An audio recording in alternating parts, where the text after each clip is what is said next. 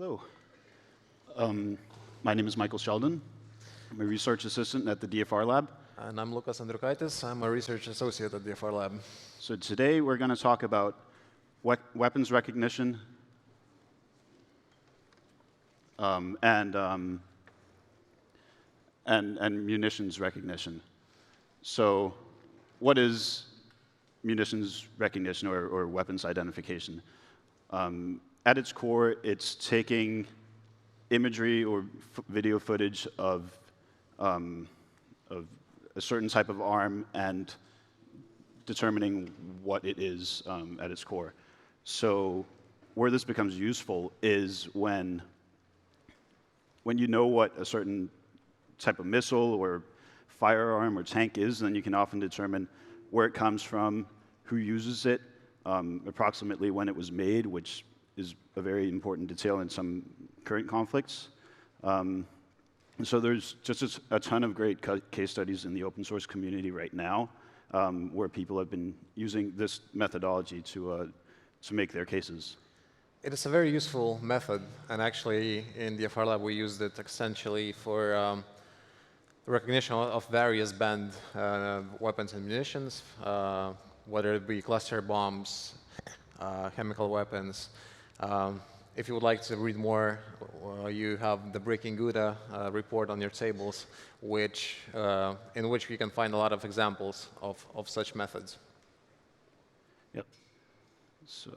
So for this table game, or for this interactive session, we've selected an interesting case study from earlier this year, which, if you recall, there was an incident between Pakistan and India where India launched an airstrike onto Pakistani territory.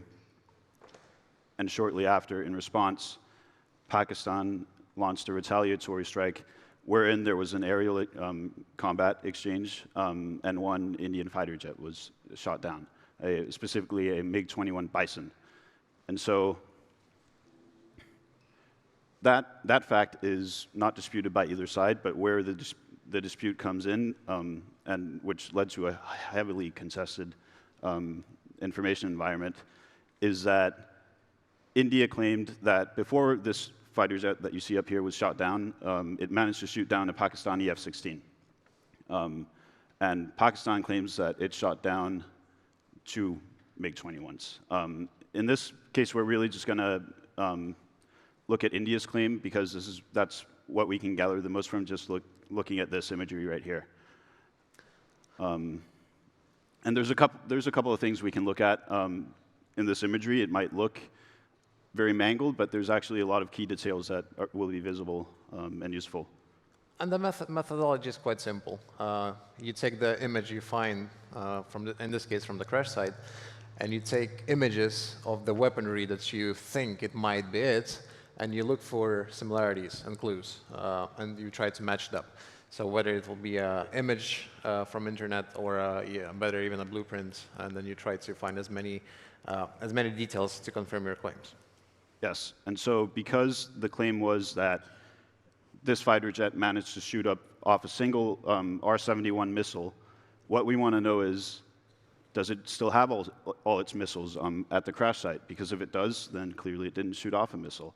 But if one is missing, then there's a slight chance that it could have shot down a Pakistani F-16.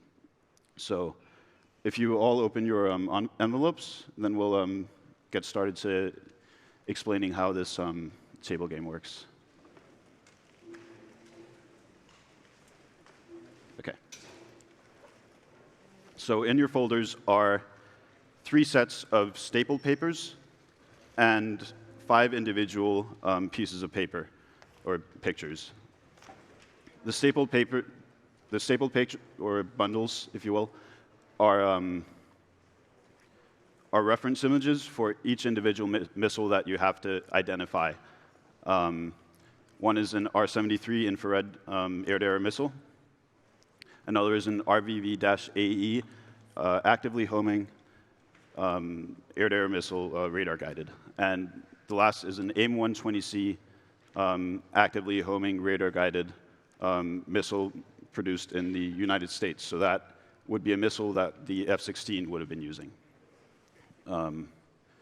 So you'll be using these reference images to determine what each of these individual images came from. So each of these images will either be an R73, an RVV-AE, or an AIM-120C. Is that clear? OK. So once everybody has their papers out, then I think we'll get started. And we're going to do this on case-by-case basis. So if you all take number 1, and then we'll start voting on the app. So get your phones out. We're going to vote on the app about this.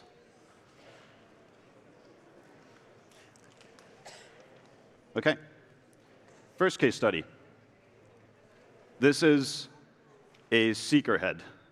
So if you all look at image 1, you have to look at this image and vote on the app which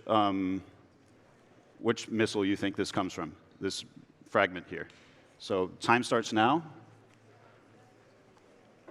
And you have 2.5 minutes. And by the time is up, please enter the correct answer on the apps, and then we'll see it live on the screens. Yep.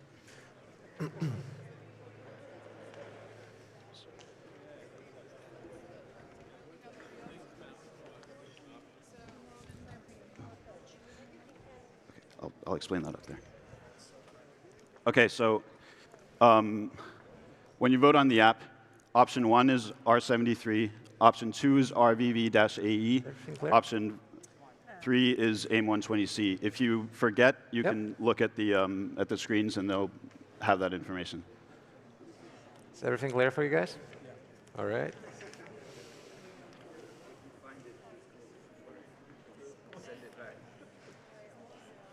All clear?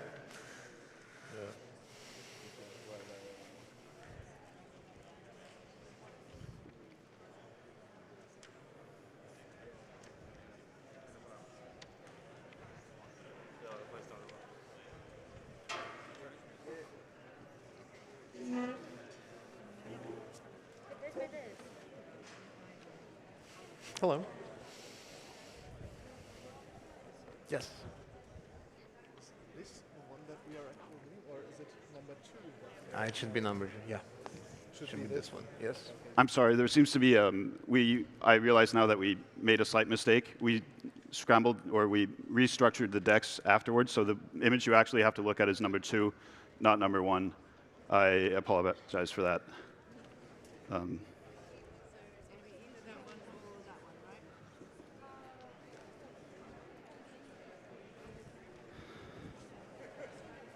That's fine. No worries. Am I speaking? Am I speaking?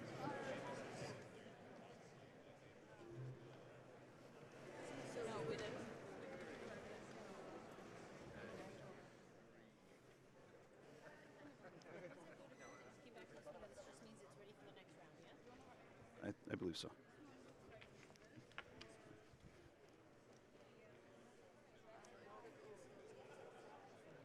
Thumbs up. Thumbs up. OK. Time's up.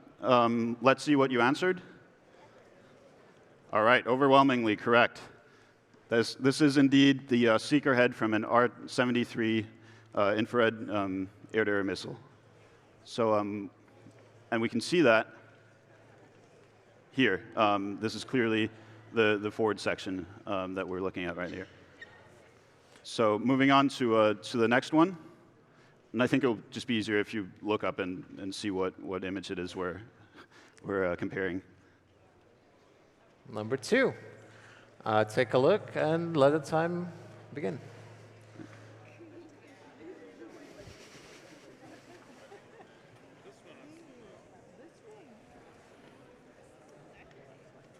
Do you want me to?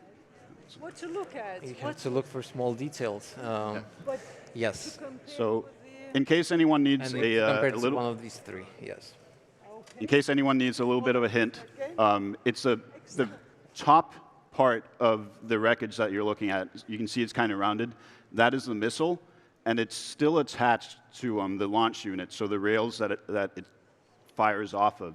So you want to look at how the different missiles look when they're attached to the aircraft, because you're seeing part of the missile and part of the aircraft in this. The missile is the top bit. This is the launch unit, so it's upside down.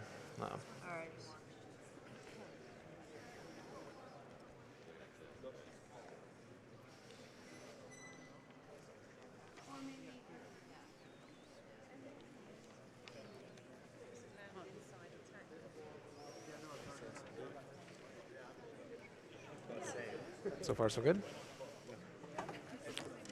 Yeah. This is the head, right? This is actually the launch unit, and the missile is the rod. This is the bit of the missile. So basically, this is the plane upside down. This is the bottom of the wing. This is the type of image you want to look at.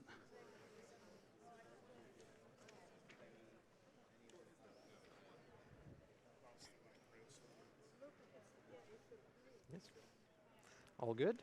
So again, when you look through reference images here, you're this going one's a to bit want to tricky. look for reference images that include the aircraft while the missile is attached to the aircraft, because that's really going to be the key for this identification.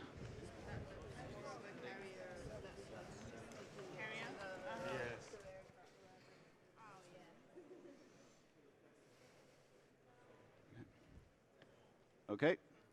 We have 20 seconds left of voting. If you haven't voted yet, select an answer, and we'll see what you got.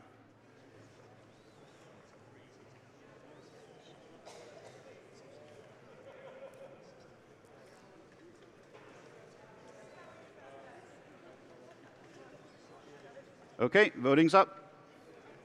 Let's see the results. Oh, Ooh, interesting. that's a bit rough. Actually, What does it say? 12.3? yeah. Yeah, Actually, the correct answer was R73. yeah. So some of you are very, very good digital Sherlocks. This was a tough one, and admittedly, this is the most difficult one.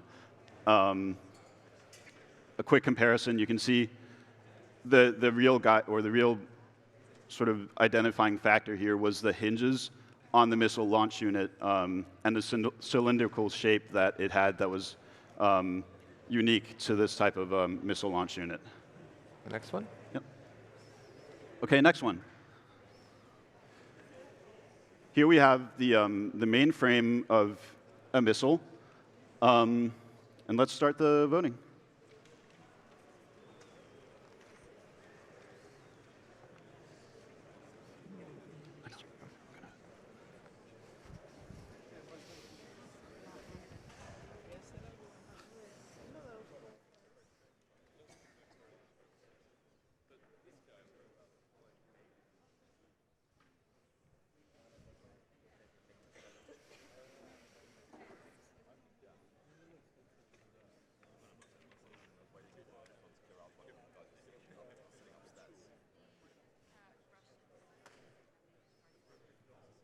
It's made for export.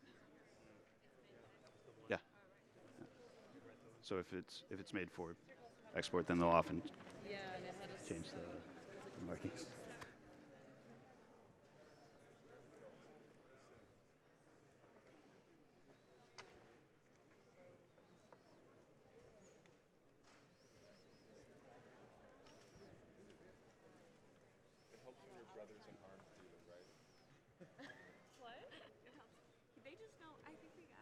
Yeah? Maybe, we'll see the answers. They should work for the DFRLab.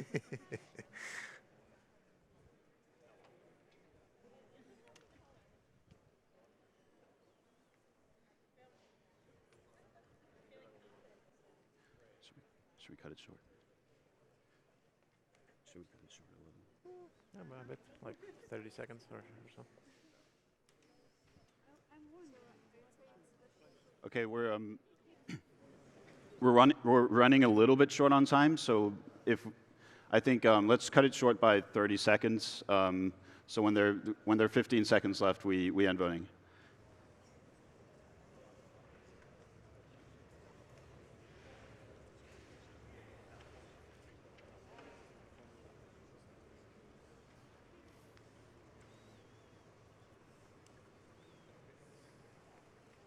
All right.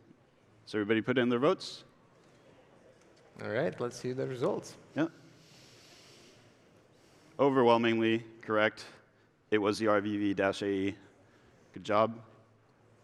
Yep.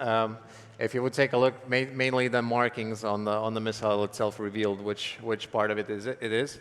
The little circles and the little behind the grass, you can see the little 2 stripes as well. That's right. Next candidate, a bit more muddy, but still the body of a missile. Let's start the clock.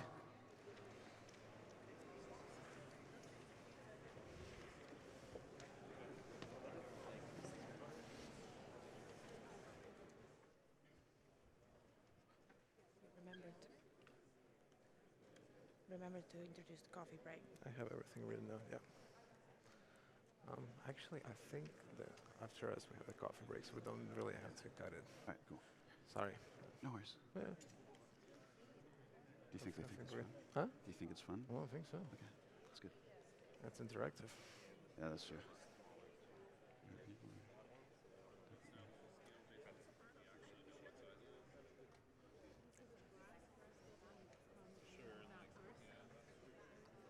These are 20 millimeter casings, I believe, or 23.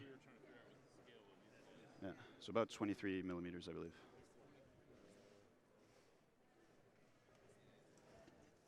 Sorry.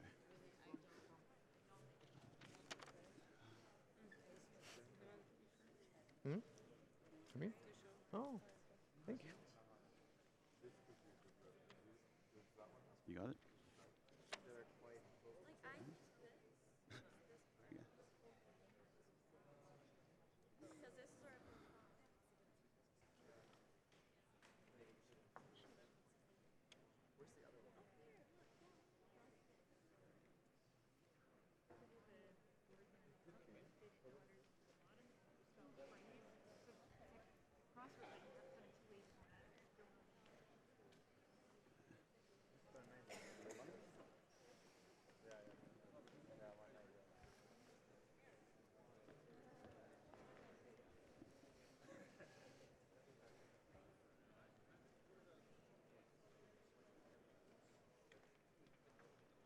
Yeah, I see most of the teams are done. Yeah, it would seem that way.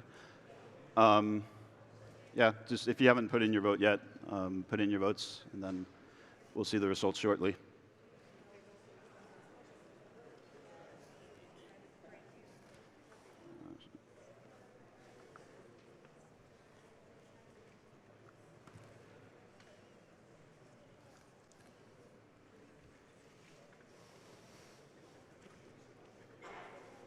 Okay, let's see the votes or the answers. Whoa, that was hotly contested.